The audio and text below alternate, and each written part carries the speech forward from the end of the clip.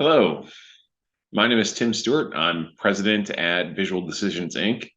I'm here today with Frank Costa, manager of systems integration at Sandalwood Engineering and Ergonomics, to talk about getting the most from your implementation of smart factory systems with a focus on I-IoT or the industrial Internet of Things. A quick note for today. I'm in the process of recovering from COVID, so apologies in advance for any roughness in my voice or presentation. There's a growing recognition of the value of the data from smart factory systems such as I-IoT. The focus for most of these projects is on improving machine performance and manufacturing quality. However, there are many additional uses for this data across all departments of an operation. And these other use cases are the focus for today.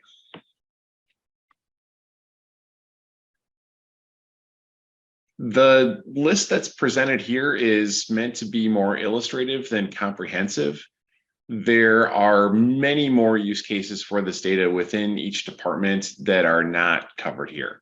But this list should be a good way to start thinking outside the box for how data from the shop floor can be used across many different departments in the organization. So let's actually start with the operators. The data from these systems can be used to augment operator capabilities in many ways. Let's take a look at one of them. If we look, one benefit that can be provided to operators is real-time feedback on process performance through digital visual controls. This can be achieved through digitizing the visual controls on the shop floor using information coming directly from the machines, sensors, or other equipment. And this feedback allows the operator to adjust the process to improve performance or quality and helps them meet their targets. For the maintenance department, some of the traditional use cases for I-IoT systems appear in that actual department. For example, many of these smart factory systems are targeted at predictive maintenance capabilities. In this section, we'll highlight some additional areas of opportunity within the maintenance group to utilize that information coming from the shop floor. So one thought is optimizing preventive maintenance. Few companies have a regular process of evaluating their PM tasks for their impact and whether they should continue to be performed at the same frequency. Detailed performance information from the machines allows for a more thorough analysis of these tasks so that every required PM is performed, but no unnecessary PM is done that creates additional waste. Another opportunity is around condition-based maintenance. It can be very expensive to set up, train, maintain predictive maintenance models for complex machinery. On the other hand, it can actually be very simple to set up I-IoT systems to monitor hundreds of process variables and identify when they're outside of their norms, when they have excess variance. And implementing condition-based systems is a highly underused benefit of these smart factory systems. For the broader facilities team, they can also make use of these smart factory systems and data. I'll be cheating a little bit in this section as I'll be looking at how those same systems can monitor non-production equipment in the factory to get value, such as you can take the same things that you're doing on the shop floor production machines and apply that to the HVAC equipment so that you can monitor those for performance and downtime and everything else. But there's also a quick area of payback for many IoT implementations around energy and utility consumption monitoring and optimization. Just by putting some cheap sensors at each machine to monitor energy consumption, it's possible to identify waste when the process is not operating. And this is on top of the benefits of having that information for predictive capabilities of the machine itself. From a material management point of view, that team can make great use of the information from the I-IoT systems. Because those systems have the visibility to real-time production status and also the upcoming schedule, it's possible to enable several improvements to material management. One would be material consumption tracking, whether a manufacturer is utilizing Kanban techniques or more traditional material management methods. Digital visibility of that material's usage and upcoming requirements can help optimize the flow of materials out to production. Next, the quality department has many different uses for detailed production information. The IoT systems can be used to track test results and other quality information directly, but there are many ways the production information itself can be used by quality too. So in the end, all the data that's collected from the shop floor is information that can be used to analyze contributing factors to poor quality, whether that's environmental information or detailed tag data coming from the machines. All of this information can be correlated to the test information for quality to identify potential causal factors and leading indicators. So I like to say all data is quality data. And then there are many tools in the Lean Six Sigma toolkit that require extensive data for analysis. IoT systems can provide that required data, as well as be configured to augment or automate much of the analysis. The process engineering team and manufacturing engineering also have a lot of different ways they can use the information from these systems. Naturally, they would be involved directly in the machine monitoring and uptime improvement efforts that would be the primary focus for the implementations. But there are a lot of other ways that they can use the data that I'll touch on here as well. So depending on the structure of the manufacturing operation, the data from the individual operations can be used to identify either how to better balance a linear process flow or how to identify and relax the true bottlenecks within more of a job shop type of an environment. So that bottleneck identification, line balancing task that many industrial engineering teams face is something that can be done much more effectively with this detailed information from the process. In addition, for anyone that's doing factor analysis, where that's the identification of different factors that contribute to manufacturing performance, whether they're environmental, such as temperature or humidity, they could be supplier or material related, machine setting related, or pretty much anything else. Having these systems in place allows correlations to be performed on this information historically, instead of having to run tedious and potentially expensive design of experiments to determine the level of individual factor contribution. So being able to determine what are those different factors that contribute the most and different combinations of factors and so forth. The EH&S or Environment, Health and Safety team isn't the first one that people usually think of when implementing IoT or smart manufacturing solutions, but those tools can be very useful within the EH&S team as well. And so one use case there is to monitor for safe operating conditions. In extreme cases, we've worked with customers that manufacture volatile substances or manufacture using volatile substances where the operating conditions are absolutely critical to worker safety. But even in normal environments, monitoring machine pressures, temperatures, and the like for deviations from normal can help ensure as safe a working environment as possible. And when accidents do happen, having that record in place of what was happening at the time can be crucial to understanding the root cause of the issue so that it can be prevented in the future. Workforce training is another big opportunity. A strong feedback system is crucial to initial workforce training as well as continued improvement over time. The data from these systems can be used to provide that feedback and identify where the reinforcement of the initial training may be required. The operational excellence team may benefit more greatly from these systems than really any other group. Nearly every activity that they're performing can be enhanced through the data coming from the shop floor.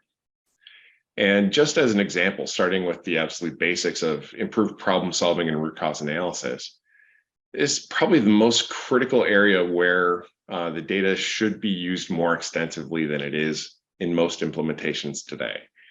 With the data available from nearly every aspect of the shop floor, every problem-solving activity should be centered around the analysis of information coming from the process itself and how to drive to the typically multiple root causes of the issues. When something as simple as generating the proper description of the problem in the first place, or excuse me, even something as simple as generating the proper description of the problem in the first place, should be centered around what the data is actually reporting. The next thing I'll highlight with this group is fighting entropy. And in conversations with many lean leaders over the years, they've identified sustaining the gains as the single biggest challenge. And there's a very real performance entropy that takes place over time as product mix changes, operators move between jobs, the machines age, tooling ages, and other changes take place. And the new levels of productivity that are established after an event simply don't last unless additional energy is put into the process. Implementing these solutions to monitor the process after the event and identify where that entropy is taking place can help to eliminate or at least mitigate that problem. And it's a very significant one. The planning department can also benefit greatly from the shop floor data. Here are a few ways to take advantage of the information to create more accurate, timely, and feasible production plans and schedules. When you're generating a detailed schedule for the next few shifts or days of production, one of the most important factors is the accuracy of the starting conditions in the plant. When you look at that schedule, as you're planning that first shift, you have to know what the status of everything is on the shop floor. So which machines are currently running which parts, what percentage of production lots are complete at the current operation, which resources are currently available, and more all come into play when trying to generate an optimal schedule. And then having accurate operation durations as well. Generating a plan or schedule without accurate durations for the operation times is like trying to navigate with an inaccurate map. In addition to all of the other information being collected by these systems, they have a very precise picture of how long operations actually take, as opposed to what's stored in the ERP system that's generally put in there for costing purposes. Speaking of costing purposes, the finance department is also very important here. So the operation durations not matching reality is one thing that can be fixed using these shop floor data collection systems.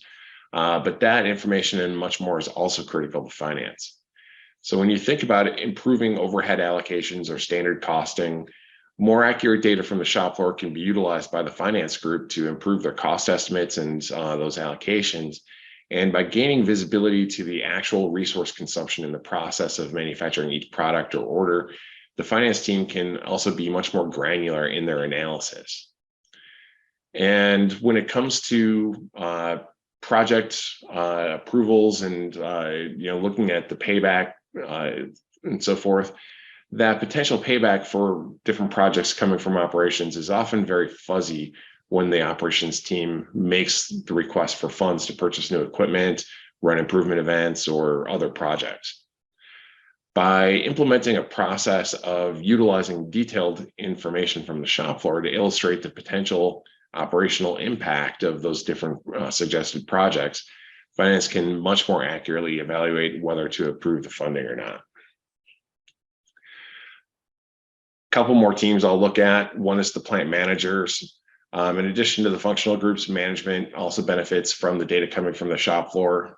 Many of those regular reports looked at by plant managers can either be automated or greatly enhanced using information from the smart factory systems. And something just as simple as getting base visibility and doing Gemba walks. Nothing should ever replace performing Gemba walks out to the shop floor to see things with your own eyes. But being able to get real-time reporting as you make the walk can make that walk and the conversations that you have as you do that much more productive. And then having that digital status board or virtual Gemba in his office or on his iPad or whatever helps to give that plant manager visibility of what's happening at all times out on the shop floor. And our final group is the corporate operations team. And this is everyone in that structure from the COO on down. So it covers a lot of ground, and there's an awful lot of potential use cases here. But if nothing else, having that same basic visibility that we talked about for plant managers would be a huge boon for many corporate leaders. And then from a best practices perspective, as these systems are implemented, it's important to configure them to capture the work practices as well. And this enables the corporation as a whole to be able to compare the practices and their performance from those different practices across the company, identify what works best in different environments, and share those learnings across the entire organization. And then from a performance scorecarding point of view, every organization uses a variety of different KPIs and some kind of KPI scorecard, usually in Excel, for weekly or monthly reporting and management. Operations executives will have regular cadence calls with the plants to review those KPI and what's being done to fix any misses. Those reports usually require massive manual efforts to create and keep up to date within each one of the plants, and then also to collate and keep up to date at the corporate level. Instead, if you're implementing these systems, all of that information can be bottled at the source, right from the machines on the shop floor, right from the process, and automatically aggregated up the chain to calculate those KPI. So in summary, as can be seen from all of those different sections, there are myriad uses of the production data and systems beyond the traditionally narrow use cases, whether you're just starting down the path to these smart factory solutions, or whether you have a mature implementation already in place, there are likely many additional ways your company can take advantage of the information you're collecting from the shop floor. So as mentioned earlier, I'm joined by Frank Costa, Manager of Systems Integration from Sandalwood Engineering and Ergonomics. Frank's been a part of dozens of implementations of these systems, and I know because I've worked with him on several of them. And I asked him if he could share some of his experience with us today. You there, Frank? I'm here, Tim. How you doing? Excellent. I'm glad to let somebody else talk. My voice is winding down a bit here. So just to kind of lead off, in your experience, how is that I-IoT data used in manufacturing?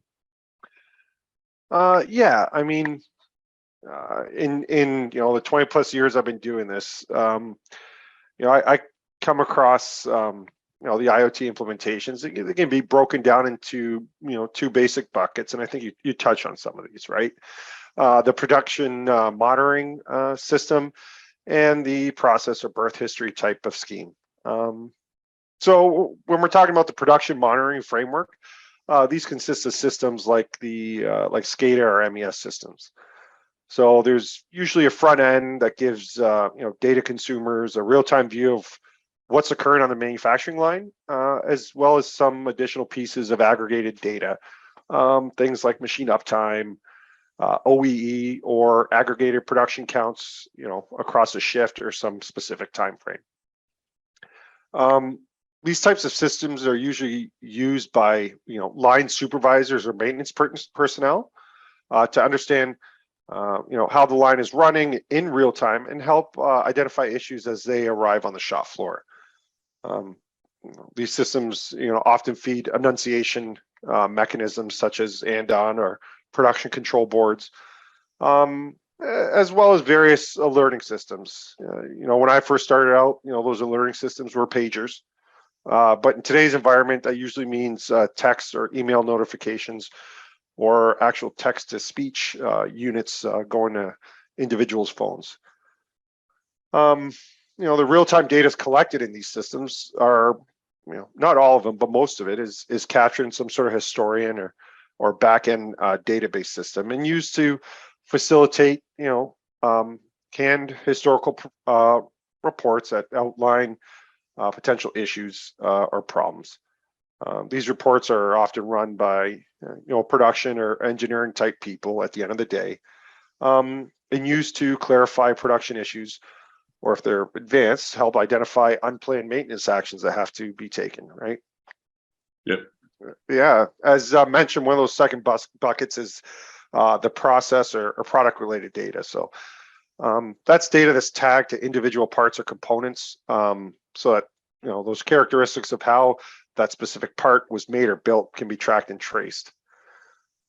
These systems are often exist as nested pieces of data, where one component's identification is tied or married to another one, so on and so forth, until you hit some sort of master part or build. In my experience, this data, usually is accessed when there's some sort of recall or part defect. In fact, I remember a specific incident going back, I can't believe I say decades ago, but an engine actually threw a rod out in the field. Now, thankfully, this occurred on a vehicle that was on a test track and no one's hurt.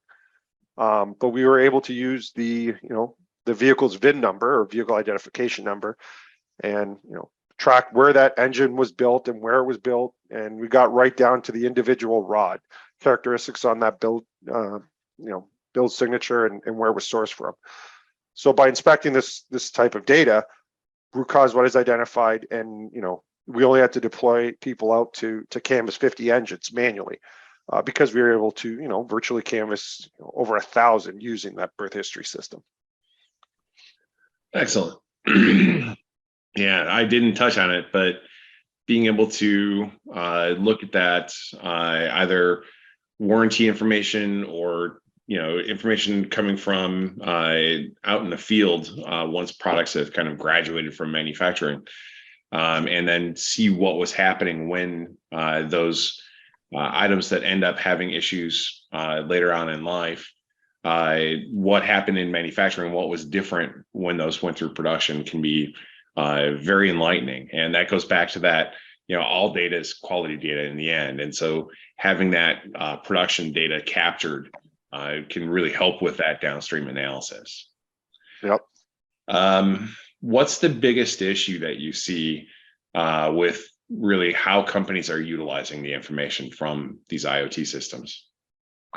Oh, I could go on for hours, Tim. Yeah, my biggest issue with the data and how it's used is that it's not used.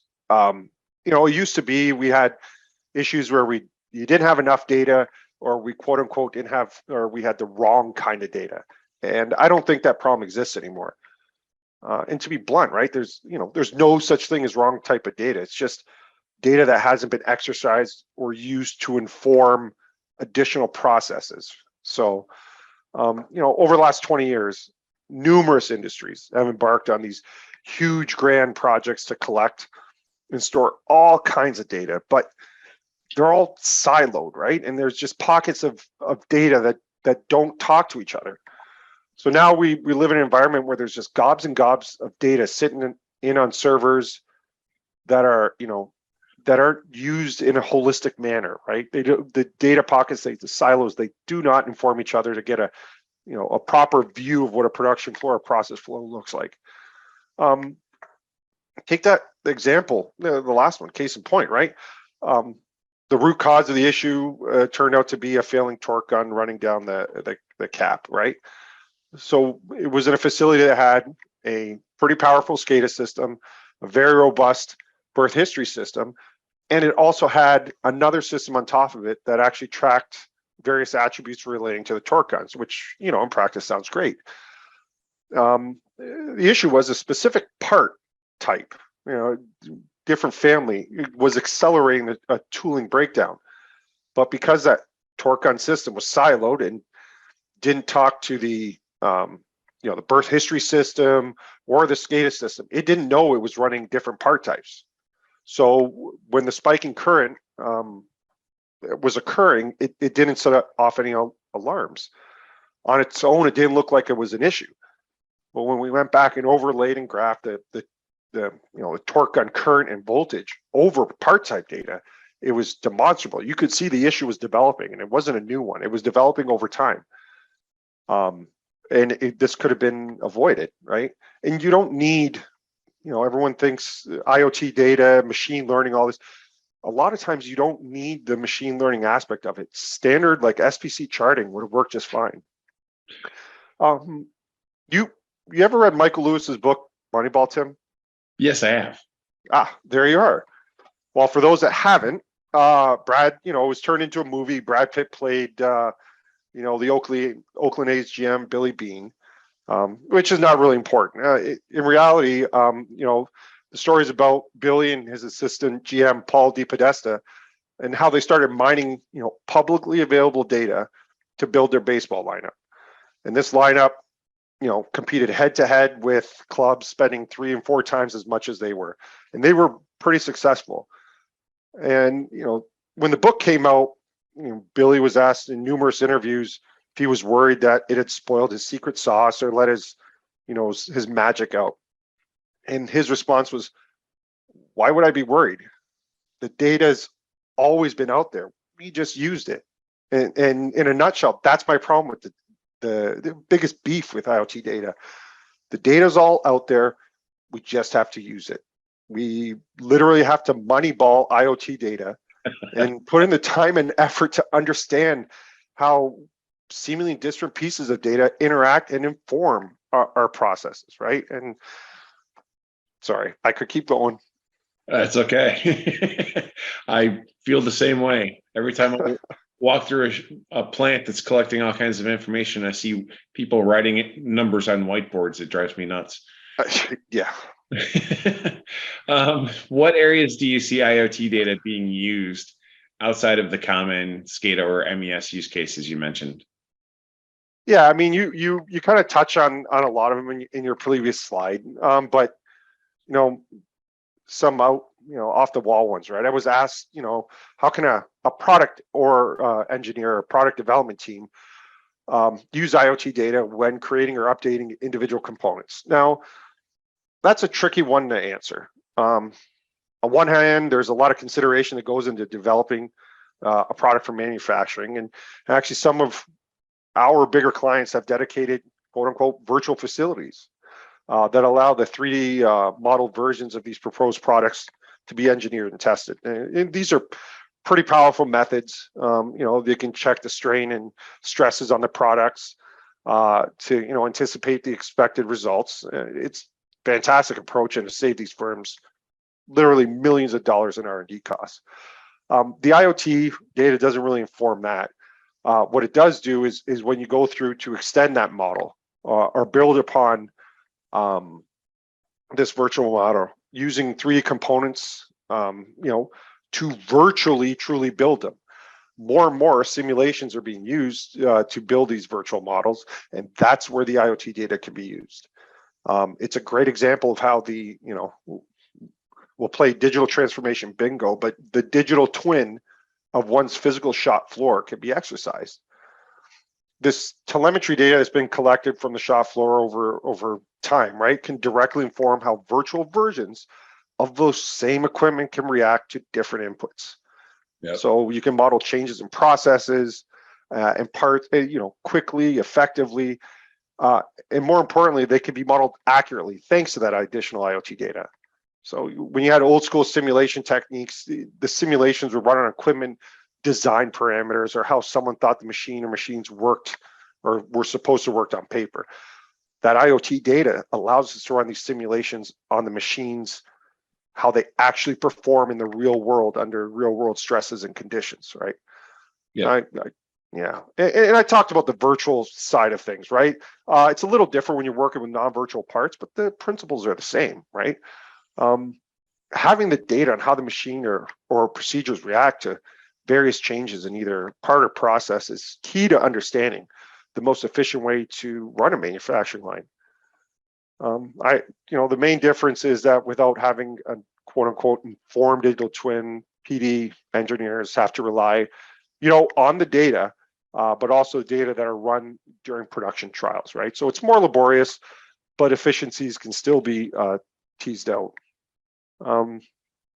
If you want another example, for finance, you touched on it. I think IoT data can is a real powerful tool for finance, right? Understanding how your equipment's running can directly impact financial concerns such as asset depreciation, or as you mentioned, automated consumable consumption.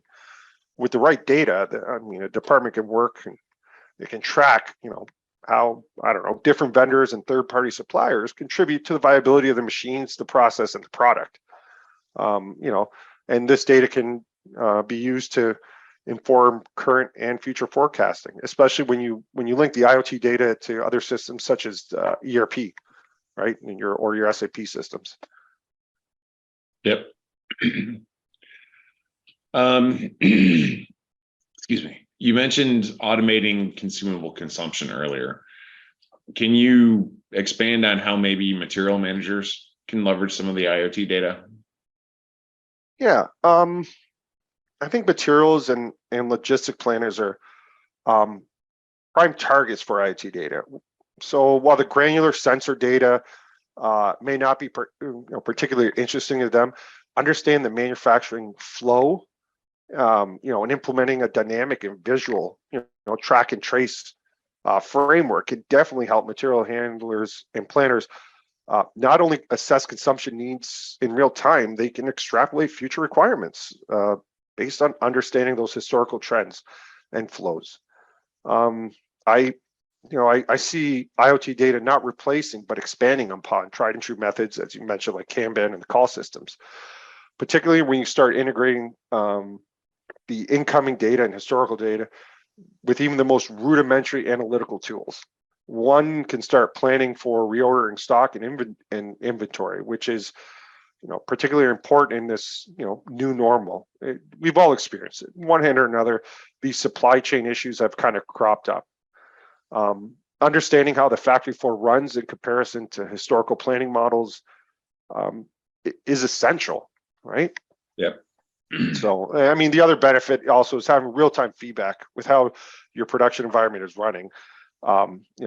Any production issues can be immediately, exposed to material handlers and planners, and alleviate, unneeded, unfounded calls for stock replenishment. Or conversely, if you expose that production metrics to logistics managers, they can better prepare for spurts of erratic production, whether it's, accelerations or catastrophic failures, that sort of stuff. Yeah, one of the few groups I didn't touch on in my portion was the purchasing and supply chain team. And, if you think about what you talked about, collecting information from different systems and putting that together, very often today, you run into material issues in production, and you don't have the lot traceability to go back and say which supplier was the source of that issue. And when the purchasing and supply chain team is negotiating contracts with that supplier and so forth, they don't have visibility in terms of, is that supplier causing disruptions in the manufacturing process, whether it's from a quality perspective or lack of delivery and so forth. And so they're not able to use that information in those conversations.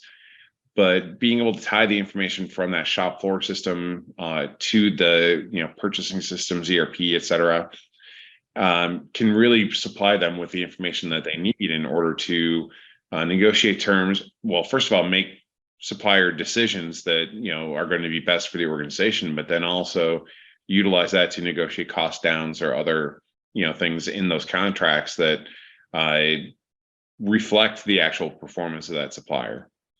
Yeah, and it to me that ties back to what we talked about before, right? It's we have all this data, and how do we use it? How do we link it up, right? Chimneys for the silos, Tim. Chimneys for the silos. That's right. And kind of lastly, and this is a big high horse of mine in terms of combining smart and lean, but how would you say that IoT data informs the continuous improvement initiatives? Oh my God, IoT data for continuous improvement it's a no-brainer for me. And maybe it's the engineering background and whatnot, but when you think of continuous improvement, I always think automatically of the OODA loop, which is it's an algorithm before there was algorithms, right? It's observe, orient, decide, and act. Yep. And IoT data is critical for many of these steps, right? The real-time data now informs how the process or machines are running under the current operating pattern, right? Which is that first O. Leveraging that historical data and understanding what's happening in the back, right, in the back end, helps make the decision making process. And then I think the most important one comes up is when those actions are decided upon and implemented. It's super imperative that real-time data be collected in order to assess how did these actions actually impact my process, right? The IoT data is a feedback required to basically say, hey, we made an improvement, and more importantly, how to quantify that improvement. In this day and age, every improvement strategy, every project that comes in, whether it's corporate or plant-led, needs to have some goal or ROI where it's backed up by solid data, right? So you can actually plot the progress. And the IoT data is paramount to those actions. Absolutely agree. We're a little bit past our time. Do you have any other kind of closing thoughts that you'd like to throw out there? I'm just a fan of it. And again, I think the next generation of the digital transformation isn't replacing what's been put out there. It's helping converge the data to bring those silos again in place so they can be used vertically across the entire organization. That's it. Thanks for the opportunity, though, Tim. Hey, no problem. In fact, look forward to having you on in a couple of weeks again when we talk about IoT for free and being able to, kind of build a open source solution stack to address all of these things. Looking forward to it. All right.